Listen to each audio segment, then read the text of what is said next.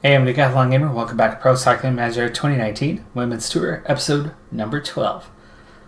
At the Omloop van Stregen, just a 64-kilometer sprint.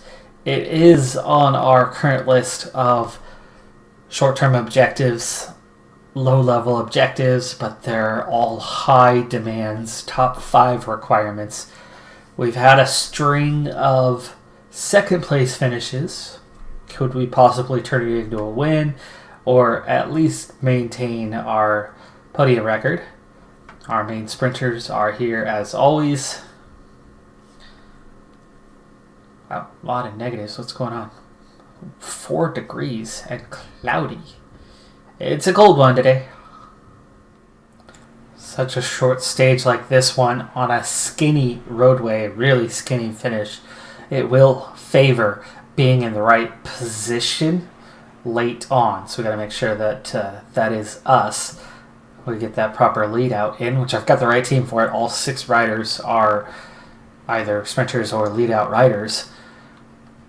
I think we've got a real chance of at least a podium today.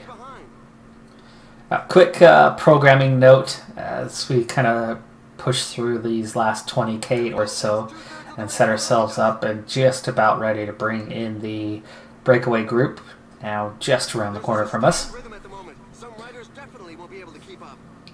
I made a big change to my setup in an attempt to help with the daycare noise. Now I'm sure that all of you, or at least most of you by now, most of you are coming over from my other PCM series and therefore well aware of the fact that I own a daycare that my wife and I run together. She is the primary teacher. I handle a lot of the business side of things, and while she's with the kids, I bounce in and out to help out, but otherwise she handles that part of the day-to-day, and then I just handle the business side of things for the most part. Well, anyway, it's downstairs, and my office is just above the main room of that, and despite having some soundproofing, it's far from ideal on that part of the setup, but I do have some soundproofing, and despite that, you can see everybody here has a negative race day condition. Despite that, a lot of sound does carry over, as I'm sure you have noticed. And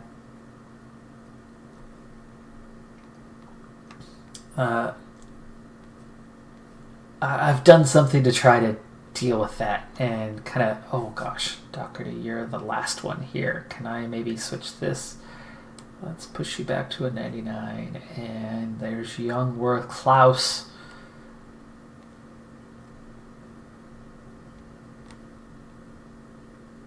We're going to switch their order, the first 3, just based on where they're located. I did already use the gel, but that's okay. I want to make sure we actually get into a strong position early on. Again, these roads are very skinny to wait. And these 3 are essentially the same, so it's okay. Alright, 11k to go now. Accelerate a little bit and start trying to pull ourselves ahead of the field. Switch these 2.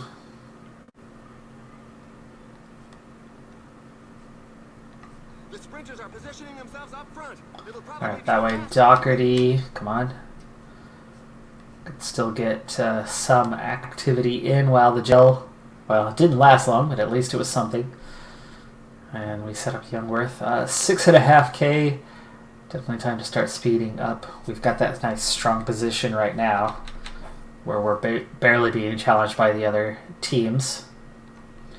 Gel time on the last riders.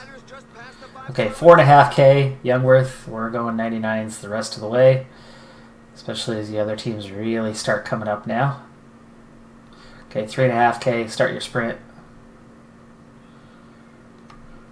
Savage. 2k to go.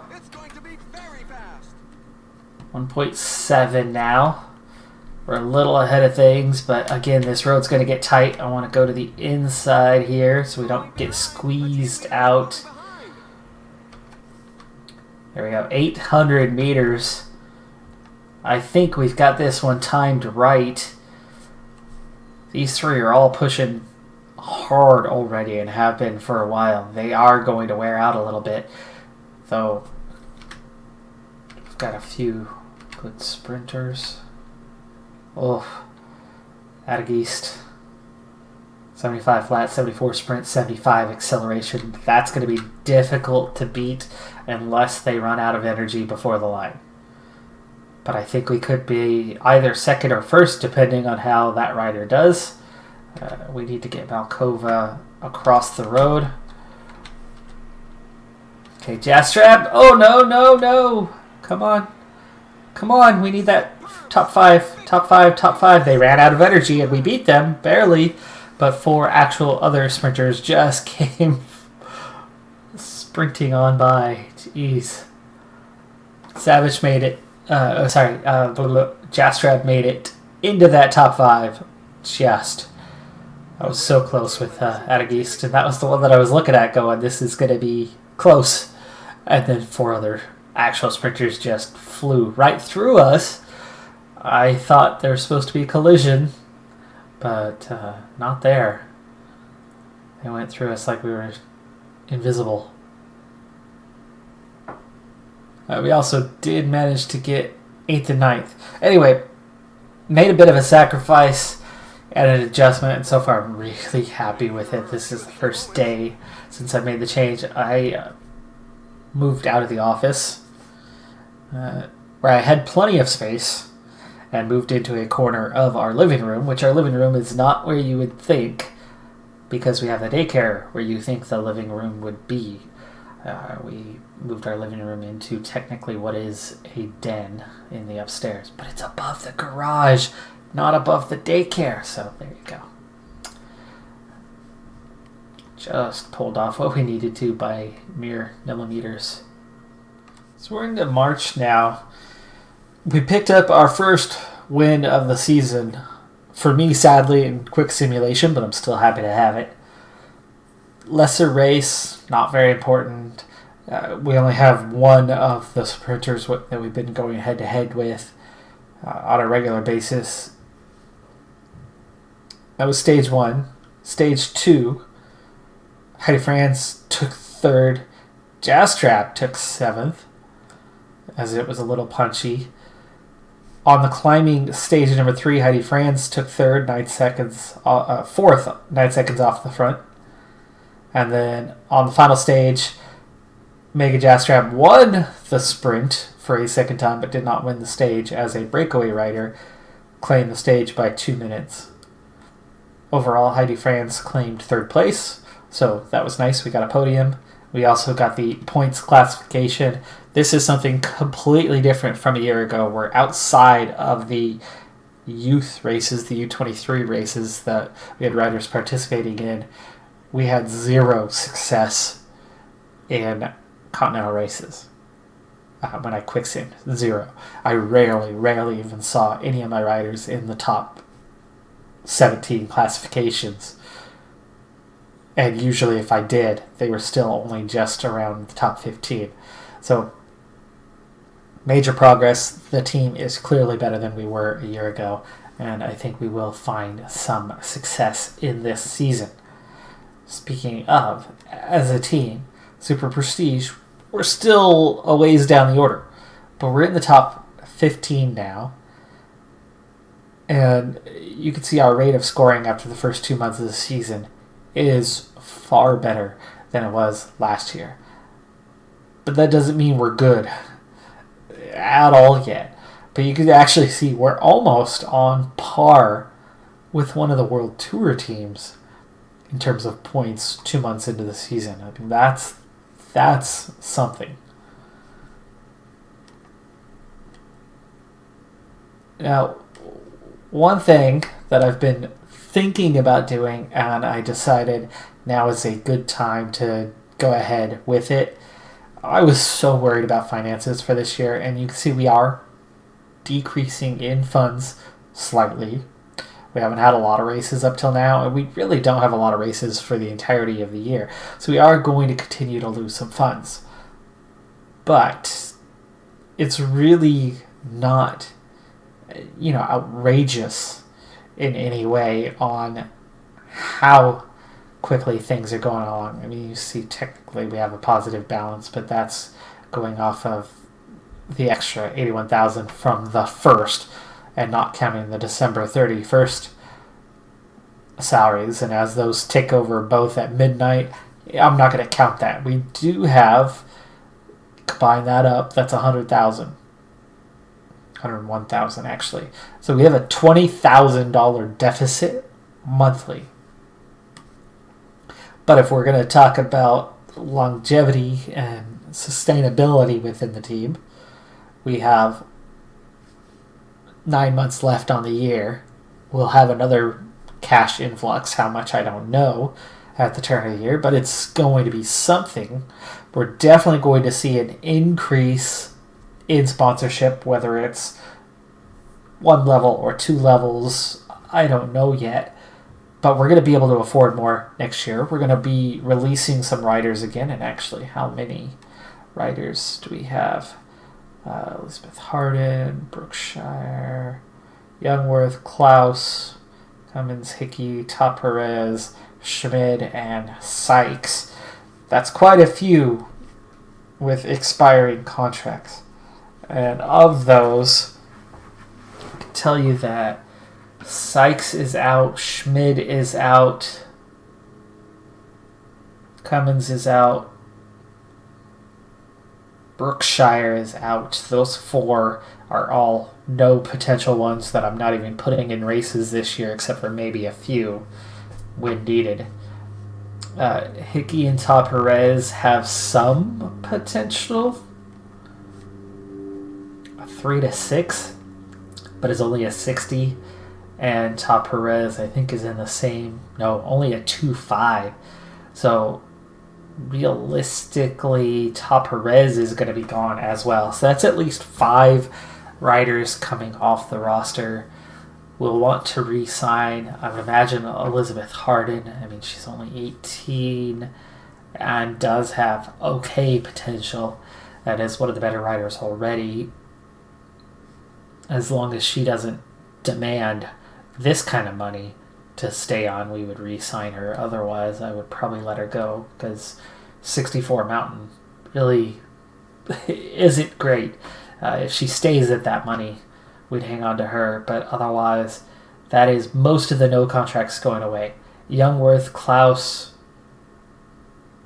are the only two besides Harden we might hang on to. Youngworth? No. Youngworth's going to be gone too. And Klaus? Oh, hell no. Okay, well, in that case, Harden's the only one that we may end up keeping. And again, that's only if it stays at this 4,500, which means, we've got a good, 3, 4, that's 10,000, 20,000 coming off the books. I know it's early in the season to be looking at that, but you'll see why we're looking at this in just a moment. We are looking at an increase of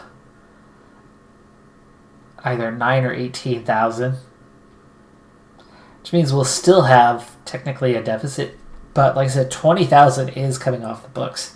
So let's say we're at break even with the increase, roughly. We'll have an extra 20,000 to spend, and it's clear that we could go over by a good 20,000 and still be fine. So we'll have upwards of 40,000 to spend next season. Our deficit's not that bad. So even though it's going to cost me some money long term, there's one thing that's been happening that I'm starting to get frustrated by, and there is a solution to.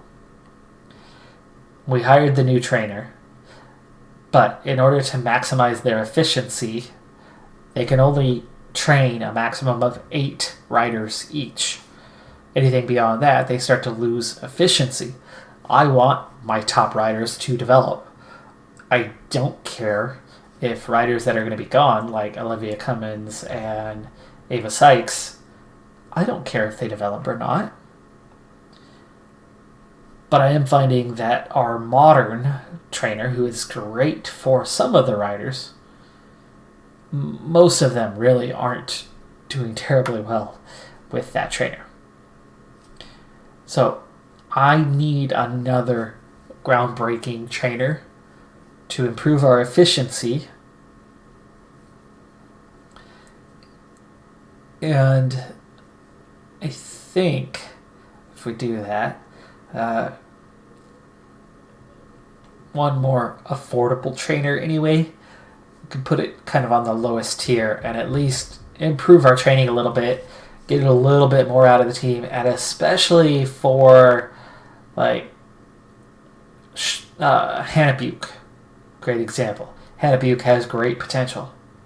She's not going to get there very well if she's having a crap relationship with her trainer.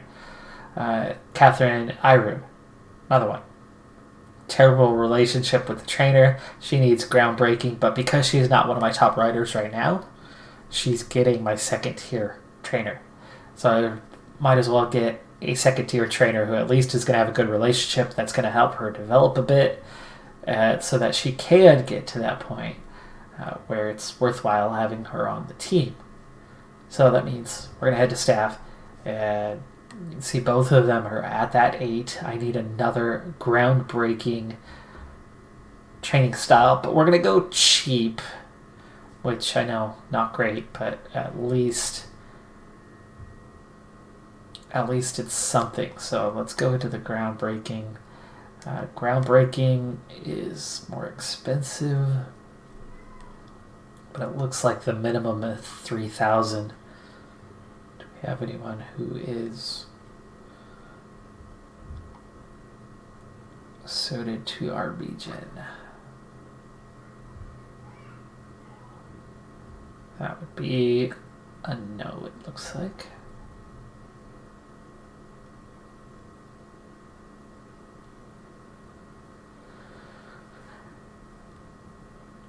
Okay, that's a no.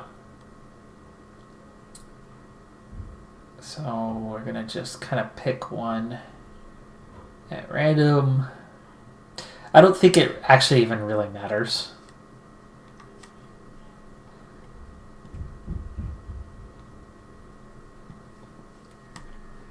But that's going to allow us to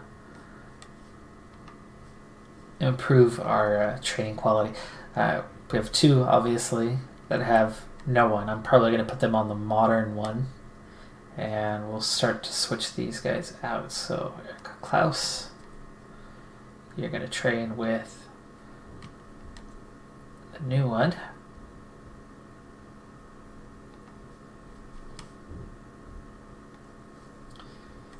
And I'll do the rest of this work off camera. I'm going to go ahead and jump into the next race, even though it's not a sponsor objective, just to get one more in the mix and kind of see where we're at now in March.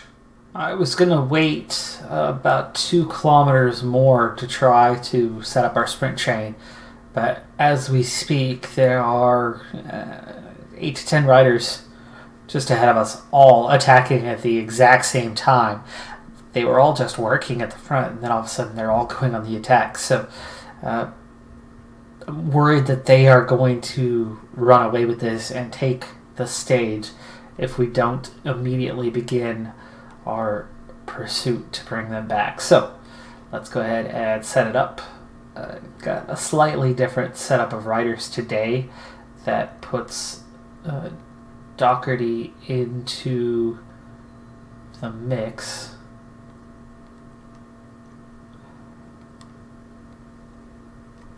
Of our lead out riders, and Irud, our first full domestique. Okay, so 3 of them sat up, actually all from the same team here.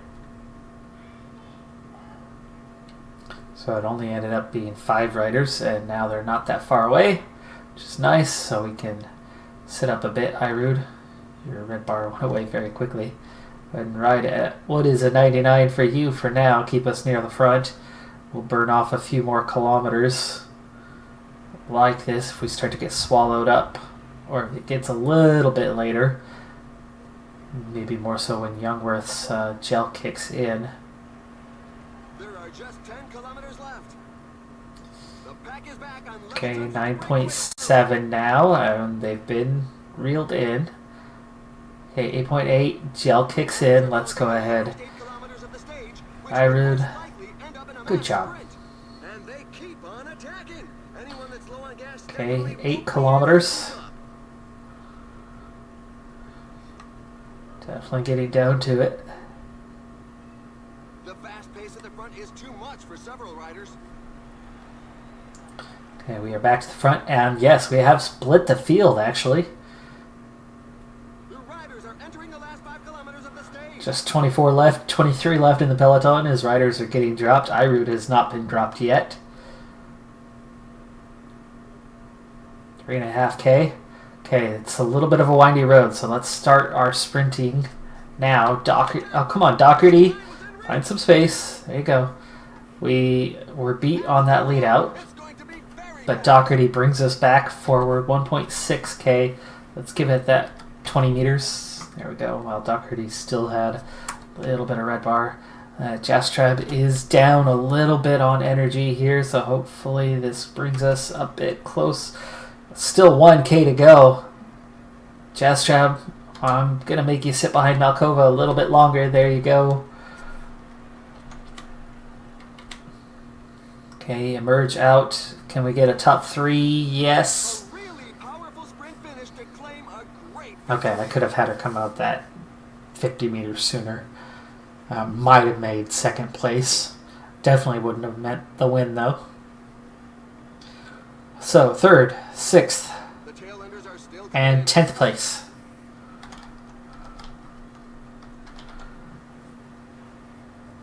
Which, again, is definitely a step in the right direction. It's just hard to get the kind of lead out that I'm used to. Right? Jastrab, much more competitive, much better. But here's what I'm used to.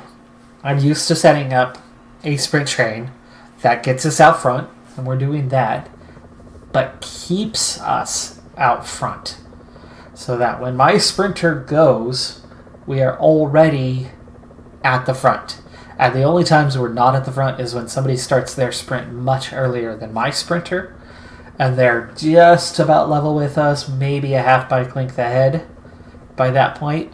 But then I sprint, and they run out of energy, and we take on and go by and win so many races. We don't win them all, but we win a lot of races.